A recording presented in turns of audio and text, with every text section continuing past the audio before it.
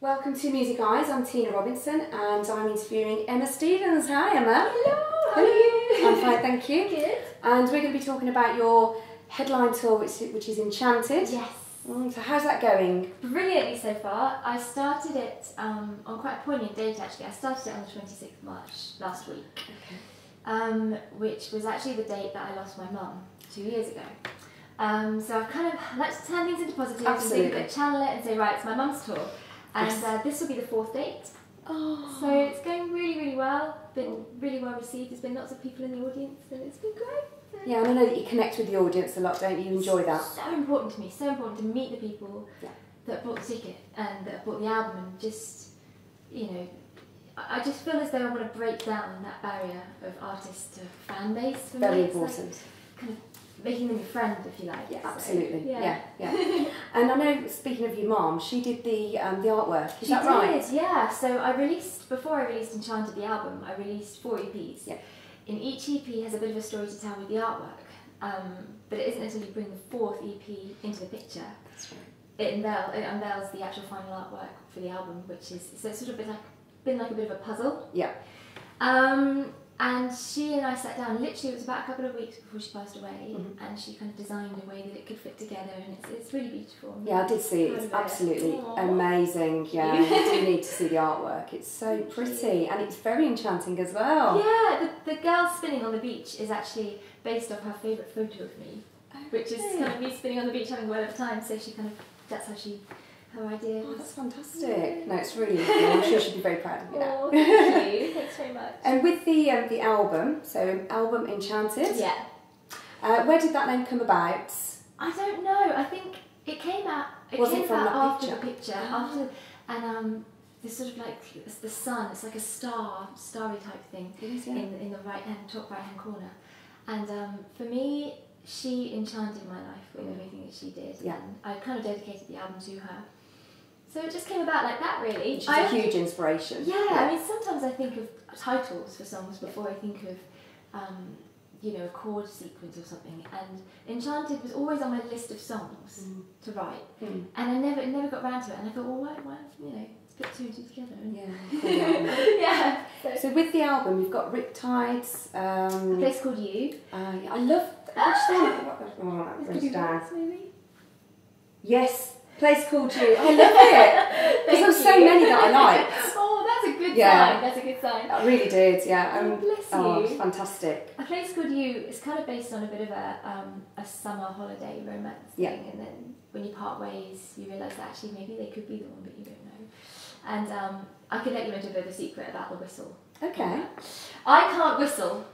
I can inward whistle, but I can't outward whistle. It's a very weird thing. So doing it live can be a challenge. Yeah. So it's got there's about 8 tracks of me inward whistling to get that whistle on the record. So that's you inward whistling? Inward whistling. Oh, wow. Although there is, you know, bless them, my band are great. They sort of fill out the whistle section for me, so I don't have to do live. But yeah. Oh. So no, it's a fun song to do. That's really good. And Riptide, I was watching the video for that. Was it Brighton? It looks like it Yes, was. that one's down in Brighton. And we shot it in October because it's quite a dark song, and we kind of thought October, the sun might not be there, might be a bit cloudy, might be a bit moody. Perfect. Turned out to be the hottest day ever. Really bright, really sunny. So the video kind of came out different to how we had, visualised it. But Yeah. I loved it because Quite it's fun. so organic. It looks Yeah, really natural, all organic, DIY, so. inviting. Aw. And I can't get the song out of my head. So, Probably because you just had the sound. It's just there. It's really good, really. And I think everything, you know, when I have been listening to your tracks, they're really positive, they're really upbeat. And even though you say maybe some of the songs are a little bit darker, the way you know, deliver it is a lot more inspiring and uplifting. And I certainly felt a lot happier once I'd listened. That's the point. Exactly. Well, for me, it's all about kind of sending out a positive message and hopefully being a good role model.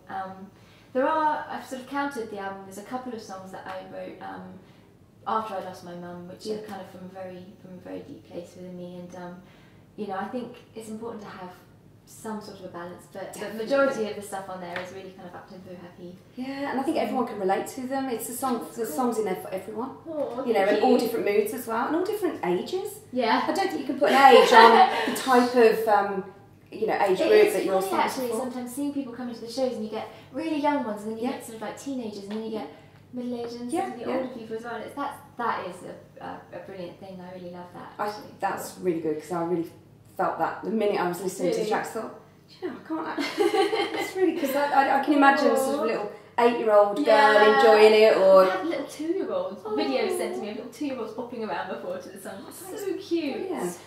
That's fantastic. And I know the connection with Terry Wogan and Chris Evans. Yeah, so I went through the BBC introducing routes, and Terry Wogan picked up on one of the songs that I performed live and invited me in to do a live session with him. Yeah.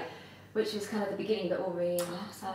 And then I managed to secure a national playlist for all 3 of my singles, so which was great. So Radio 2 playlist did all 3 of my singles. And then Chris Evans and I got tweeting. Oh, fantastic. Yeah, because I'll have to Radio 2 on quite a lot. Yeah. And especially if I know that potentially my song might be played. And so whenever it did, I would just tweet the DJ and say, yes, you just made my day, thank you. And Chris Evans then invited me onto his show, and then I went on, and then he invited me to play Carfest the following weekend. Oh, was this last year? I was at Carfest. Were you? Well, you were at the North one though, probably. Were you who was there? Alfie Burr, I think. Oh yeah, probably. Oh wow. So I was down south with Texas and Jules Holland. It was that's really brilliant fun. Brilliant fun. Oh wow. So that was a great experience, and kind of that set me off, you know, for there were 40,000 people there, and I thought I need to do this again. And then sure enough, I was asked to headline the BBC introducing stage at Radio 2 Live in Hyde Park. Wow. So it wasn't just a once in a lifetime, it was really actually quite... Oh, I don't think it is a once in a lifetime. No, definitely not. No, definitely not. So then that was a great gig as well, the Hyde Park one.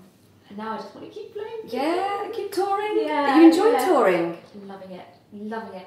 It obviously has its kind of, its ups and downs. Yeah. Like the journeys can be quite tiring, especially if you're travelling long distance, but we've actually hired the first ever van I've ever had. We've hired a tour van. Excellent. And we're driving around. We're trying to find a name for it at the moment. Oh, you can think of a name. Interesting, yes. Let's think of a name. Yeah. But no, it's brilliant. It's really enchanting. Yeah.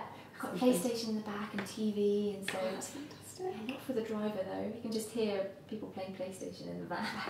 Yeah, very frustrating for the driver. Yeah. And didn't you go on tour with Kooks and Feeder or something? I did, yeah. I was very lucky enough before I decided to put everything into my own solo project. Yeah. I did lots of session playing for different people, and I went on the road supporting the Kooks and Feeder and Incubus as well. It's really good fun. Really good fun. Gosh, that is absolutely amazing. You've literally been so busy since 2012, pretty much on the go. Yeah. And so much more to come. Busy. But it's fantastic that you're so positive with it and you really enjoy it, because that is the whole part of it. You've got to love it. But this year's been great. I've been, on the time that I haven't been touring, I've been writing for the second album. So it's literally non-stop. You finish the first album, you finish the first album cycle, then you start with the second one. I can't stop. Oh my gosh, and didn't you do some collaborating on this album? Was that Pete's? So Pete Woodruff produced and co-wrote the album, and he's a wonderful producer, and he's sort of produced everyone and written with everyone from Def Leppard to Melanie C. And amazing. He's great, and I really feel like, it's just when you find someone that you can really work with and that just gets it, you've got to just hang on to that. And thankfully, he's just wonderful. So can't praise him enough. Well, I can see you full of gratitude, which is wonderful. Absolutely. That's what it's all about. He works so hard for me, and I dread to think, the time when I'm not in the studio, producers and engineers are working hard outside of that time to get all your, the parts that you've laid down right. It is a collaboration of everybody, isn't it?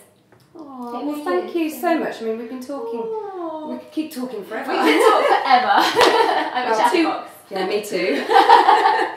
Well, thank you so much. And if you want to catch Emma Stevens with the Enchanted tour, there's plenty of tour dates. If you go to your website, what is that, Emma? It's emmastevensmusic.com, and they're all under shows, the show section. Yeah, you can get tickets through there. Yeah, well, thank you very much. And I'm Tina Robertson for Music Eyes.